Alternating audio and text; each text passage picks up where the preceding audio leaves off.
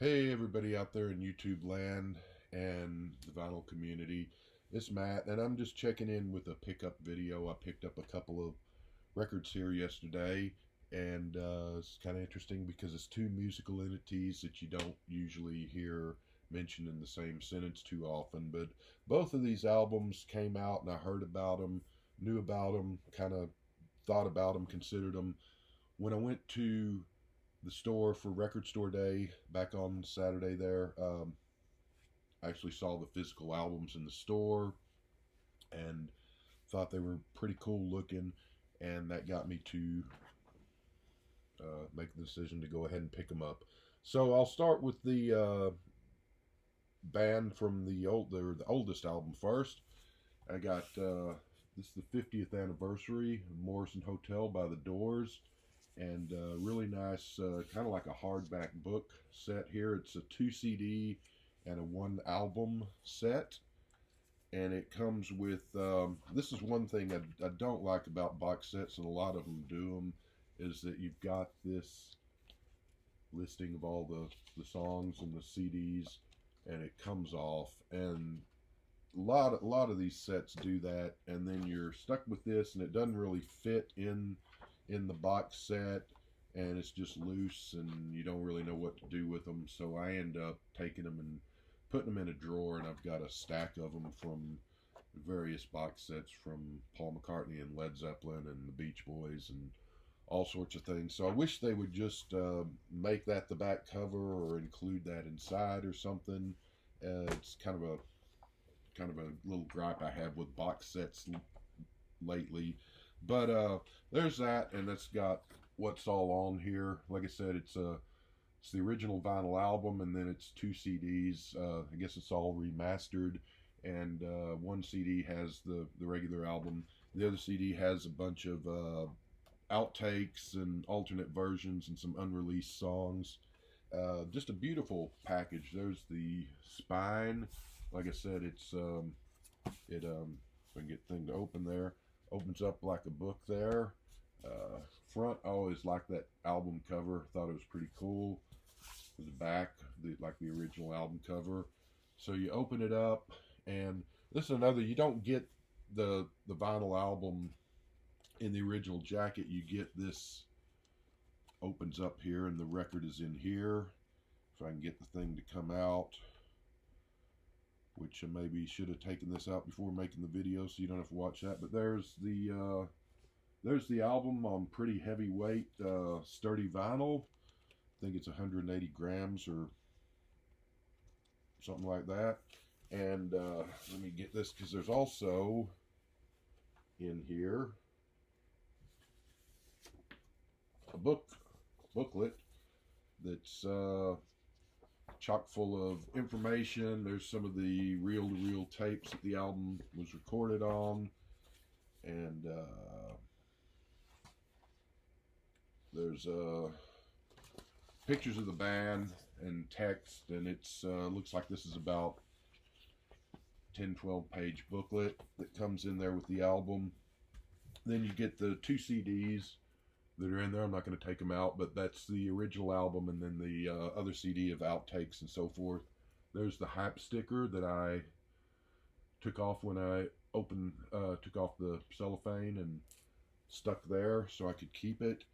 This is numbered limited edition, but it doesn't say how many copies they made. But I was very happy to get a pretty low number there. I got number 209, so that's pretty neat. I didn't buy the one that I saw in the store the other day, but I picked it up and looked at it, and I noticed that was like number 2400 and something. So I got a really low number there, so that's cool. So the other one, and I'd been thinking about this, and this is a heavy thing, but thinking about getting this, and I went with, they had it on vinyl and they had it on CD. I just went with the CD version because it was I don't know, about $100 less. But anyway, Sign of the Times Prince, the super deluxe box set thingy, and this one again. Here we are with the kind of annoying paper thing, and it's sort of glued on there, so I got to take that off, and so leave it on, it's going to get all ripped up and beat up by being put on the shelf. So I'm going to take it off and put it somewhere, and there's the back, kind of like the original album. But that's got the listing. You've got uh 6 CDs and a couple of a DVD or 2 DVDs. I think you get 2 DVDs and 6 CDs in this set. So you get the original album remastered, and then you get several DVDs of outtakes and unreleased songs. There's quite a few, I believe, unreleased songs on here. And the DVDs are, one of them is a live concert from 1987, which is the year the album came out. And I think both of them are live concerts. Might be a documentary thing on here. I just got these yesterday, and I got home last night, and I was pretty tired, so I haven't had a whole lot of chance to delve into these 2 sets. But, well, I did get to listen to one of the Prince CDs and one of the Doors CDs. Actually, 2 of the Doors CDs. But so you get this book. It doesn't have anything on the spine there. This big, thick, heavy, really nice book, and all sorts of articles and interviews and text and pictures, and just sort of, I'm not going to go through the whole thing here, but one of the CDs has got all the single edits and remixes, so you get all the B-sides and stuff, and another CD has a whole bunch of, called From the Vault, a lot of unreleased stuff, more pictures and text, and show just a couple more pages of these things. Prince back in 1987. Let's see, we got a couple of just so yeah, really nice. I always love that smell of a new book when you open it up. And then in the back you get, and you'll notice one of these missing because it's in my CD player right now, but there's all the CDs and DVDs, and you flip this over and there's another, I guess that's a DVD, I'm not sure, haven't really checked. There are the hype stickers that I managed to take off and put on that black page so I could keep those. So yeah, these are, I had once upon a time all of the Doors albums, and now I've only got a couple of them, so it's nice to get Morrison Hotel back. I really was a big fan of the Doors. Light My Fire was actually the first song when that came out when I was about 3 or 4 years old, that first song that I really went crazy over and ran around the house singing it as a little kid. I think my brothers liked the song originally, but they got sick of it pretty quick because I had this little 3-year-old brother running around the house singing it at the top of his lungs. And my mom bought the 45 of that for me, and so that's, other than kids records, kind of the first real record that I ever had. And so I was always kind of didn't get big time in the band when I was 3 years old, but I liked that song, and then later I did. And it was a lot of fun when they had the Doors revival, and starting in 79 and 80 when it showed up with the End showed up in Apocalypse Now, and then kind of the No One Here Gets Out Alive book came out a year later or so, and Doors got to be almost as big as if they still existed, even though Morrison had been dead for 9 or 10 years at that point. But the downside of that was that the classic rock radio, which was starting to come around at that time, played the band into the ground, and I got to where I never didn't like them, but I just was so over familiar with the songs that I just didn't listen to them forever. And I used to have, like I said, all their albums, and I don't know what happened to them, sold them or whatever along the way somewhere there. And so it's good to, I just haven't really actively listened to the Doors in a long 20, 30 years. So it's nice to have this album again, because outside of the first couple of albums, first album definitely probably be my favorite, but this may well be my second or third favorite Doors album. And it's a good return to form, because they sort of critically with Soft Parade and Waiting for the Sun, didn't, and this was sort of seen as a bounce back. And this is a different kind of Doors too, in a way, this an LA Woman, because this is a little less of the psychedelic and more just straight ahead rock and roll and blues. It's the poetic aspect of Morrison is still here on this and LA Woman, but it's more the organic than the cerebral of the earlier albums. Less of the big orchestral production of a lot of the earlier albums. Not that that's anything wrong with that. There's some great music on that, but this is a more just straight ahead rock and roll band version of the Doors. And yeah, just a really good Roadhouse Blues, Waiting for the Sun is classic, Peace Frog, Maggie McGill. So some really good songs on this. And I did listen to the main CD, which has been remastered. It was nice to hear that. And I listened to the bonus CD. I was at work, so I was working and I was kind of halfway paying attention to it. But it was interesting what I heard. Outtakes, some studio chatter.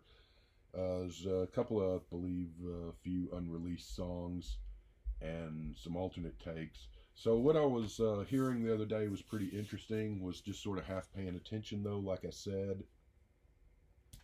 So I'm looking forward to giving this a good undivided attention listen and delving into it, because it's been a long time since I've really played this album and gotten into it, and I always did like it. I love the packaging on this. I think maybe they have, I don't know, they should do all of their albums like this, because I really do need to get the albums again. So good stuff on that, and a neat pickup, and cool to get a low number there at 209. This, a lot of people argue or say or contend, is Prince's best album, and hard to argue with that. It's a great album. Personally, I'd probably go Purple Rain, 1999, and then this. But really, everything from Dirty Mind through that run is impeccable and essential in my opinion. After that, he loses the plot a little bit. The albums get a little spotty, and still great songs here and there, but up and down and a little uneven on the subsequent albums. But all of these things from what Dirty Mind was 79 or 80 up through this in 87 are just greatness and essential. I have not listened to the original Sign of the Times CDs yet that are remastered. I'm looking forward to that. I played last night, got home, I was tired, actually got about halfway through it and fell asleep, to be honest, but really enjoyed one of the CDs of unreleased songs and outtakes. And then this morning I was working on some stuff, so I played it again. Highly enjoyed it. I don't know yet. I'm not familiar enough with the songs yet to say that some of these are classics of Prince's canon, in my opinion, yet. But I think some of them maybe. I think I'm really gonna like it. Listened to that CD all the way through twice now, like I said, or 1.5 times since I fell asleep last night, and very enjoyable. So I still have what are there, 6 CDs in here, so still got the original album and then 4 more CDs worth of stuff to get through in here. Have just only glanced through the book, haven't really read it yet, or read the Morrison Hotel booklet. So I'm really looking forward to that. So just 2 really nice pickups, and I want to get the 1999 set 2, and it's just a question of money doesn't grow on trees, but I hope to get that before that sells out, because that's another one of my favorite albums. And yeah, Prince, I'm glad to be revisiting this, because this is a great album. It yeah, anyway, good stuff. I'm looking forward to it. So I'll be back with more Rolling Stones reviews soon, and anything else I can think of to get on here and bore you guys with. Hope you have a good day, and take care. We'll see you later on.